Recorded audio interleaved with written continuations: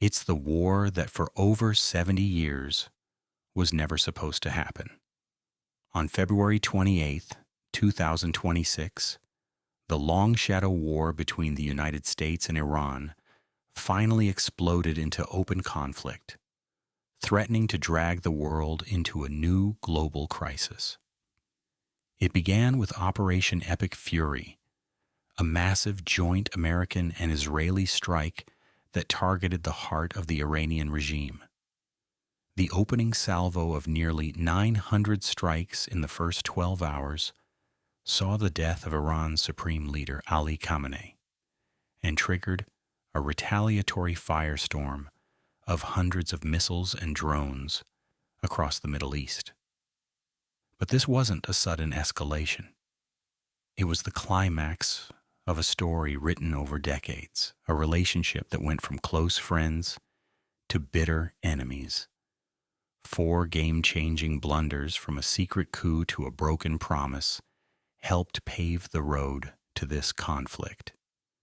And tonight we uncover them all. The road to war is rarely a straight line.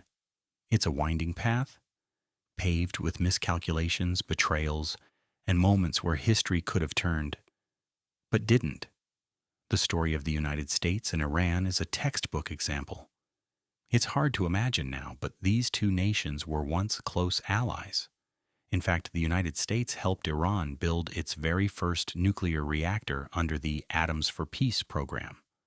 So how did we get from Atoms for Peace to the brink of a wider war? It wasn't one single event. It was a series of catastrophic mistakes, a domino effect of blunders where each one pushed the next piece over, gathering momentum until the final collapse. To understand the war of 2026, you have to understand the 4 key moments that made it increasingly likely. Let's start with the one that poisoned the well forever. It all began with oil. In the early 1950s, Iran had a democratically elected prime minister named Mohammad Mosaddegh. He was immensely popular, and for a simple reason. He believed Iran's oil belonged to Iran. At the time, a British company, the Anglo-Iranian Oil Company, which we now know as BP, controlled Iran's vast oil reserves and gave just a fraction of the profits back to the country. Mosaddegh decided to change that and nationalize the oil industry. For the Iranian people, he was a hero. For Britain, he was a threat. British Prime Minister Winston Churchill was determined to get rid of him, but Britain couldn't do it alone, so they turned to the United States for help. Initially, the U.S. was hesitant, but the Cold War was heating up, and London and Washington convinced themselves, or chose to believe, that Mosaddegh was leaning toward the Soviet Union, and so Operation Ajax was born. It was a joint CIA and MI6 plot to overthrow Iran's democracy. It wasn't a military invasion, it was a soft coup fought with propaganda and cash.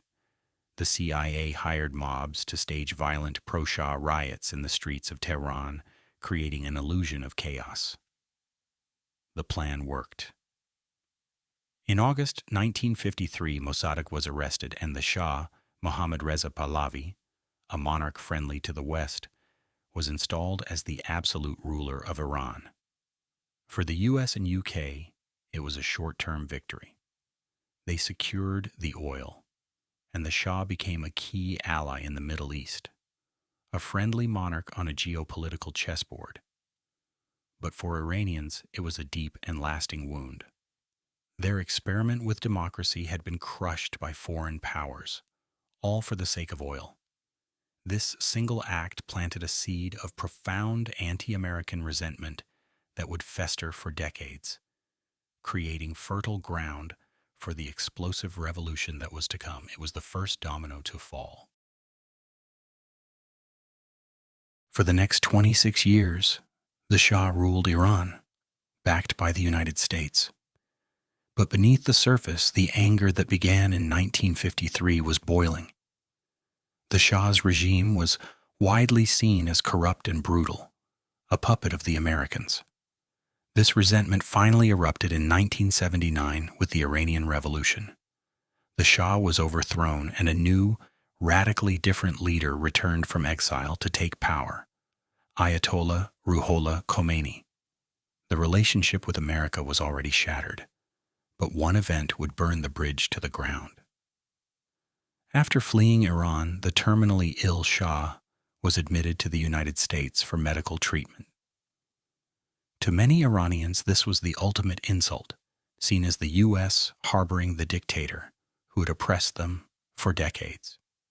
On November 4th, 1979, a group of radical Iranian students scaled the walls of the U.S. Embassy in Tehran and took 66 Americans hostage. They demanded the Shah be returned to Iran to face trial. What began as a protest spiraled into a grueling international crisis. 52 of the hostages would remain in captivity for 444 agonizing days. Every night, the news in America was dominated by images of the crisis, a constant reminder of American helplessness. Diplomatic relations were completely severed. Washington imposed heavy sanctions, freezing Iranian assets and banning oil imports. The Iran hostage crisis was more than just a political standoff. It was the formal, public, and incredibly bitter divorce between the two nations. For America, Iran became a symbol of radicalism. For Iran, America was the great Satan, the imperialist power that had propped up their dictator. The line had been drawn. There was no going back, and the path forward was one of open hostility. The second domino had fallen, and it had fallen hard. After decades of zero communication, the ice finally began to thaw in the 2000s. The major point of contention was Iran's nuclear program, the very same program the U.S. had helped start decades earlier. The world feared Iran was secretly trying to build a nuclear bomb. After years of crippling sanctions and tense negotiations, a historic breakthrough was reached in 2015. It was called the Joint Comprehensive Plan of Action, or JCPOA. Iran, the United States, and other world powers all signed on.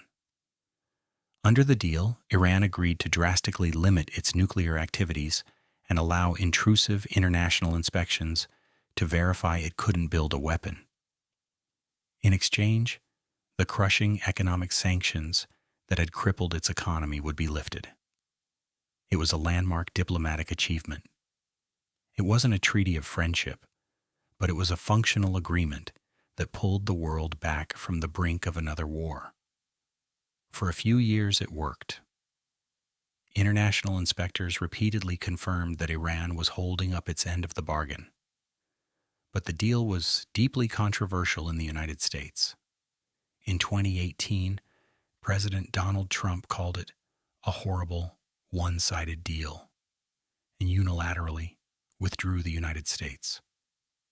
Just like that, the promise was broken.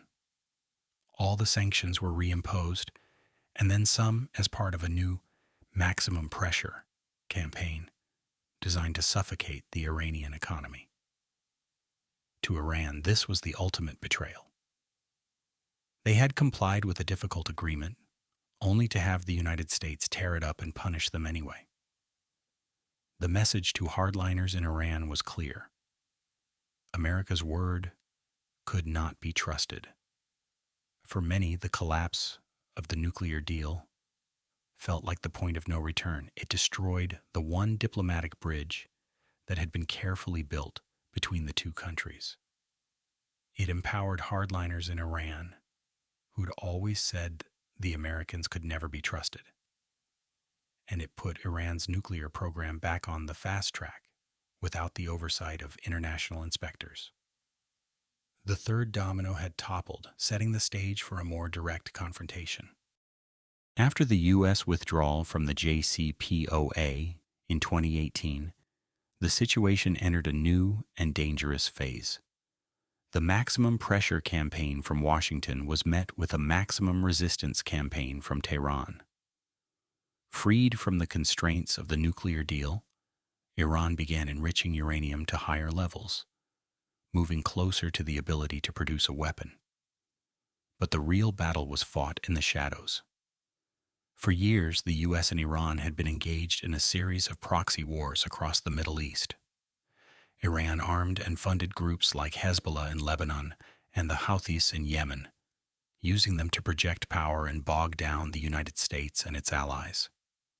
With diplomacy in tatters, this shadow war intensified. There were attacks on oil tankers, drone strikes on Saudi oil facilities, and rocket attacks on U.S. bases. Even more directly, a U.S. operation in 2025, codenamed Midnight Hammer, struck several of Iran's nuclear facilities. Each incident was a roll of the dice, a potential spark for a regional fire. The United States retaliated against other provocations, most notably with the 2020 assassination of top Iranian General Qasem Soleimani, bringing the two nations to the very edge of open war. This period was the fourth and final blunder, a failure to maintain any meaningful off-ramps or de-escalation channels. With the death of the nuclear deal, the one forum where diplomats could talk was gone. The relationship became a volatile, escalating spiral of tit-for-tat attacks. There was little way to back down without losing face, and every move was interpreted in the most hostile light possible. This final domino was not a single event, but a slow, grinding fall toward a violent clash. The stage was now set for the final act. So let's connect the dots. The 1953 coup created the original grievance. The 1979 hostage crisis severed diplomatic ties and turned the countries into sworn public enemies. The 2018 withdrawal from the nuclear deal convinced many in Iran that negotiations with America were futile. And finally, the unchecked escalation spiral of the shadow wars made a direct military clash feel all but inevitable. Each mistake fed the next, creating a 70-year feedback loop of mistrust and hostility. By the time Operation Epic Fury was launched on February 28, 2026, the war felt less like a choice and more like a destination. The thousands killed and millions displaced by June of that year were a tragic price to pay. And with ceasefire talks only just beginning, that price continued to rise as hostilities carried on. History is a chain of cause and effect.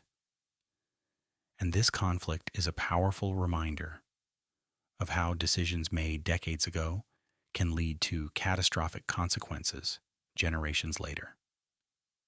Could this have been avoided? Which mistake do you think was the most critical? Let me know your thoughts in the comments below.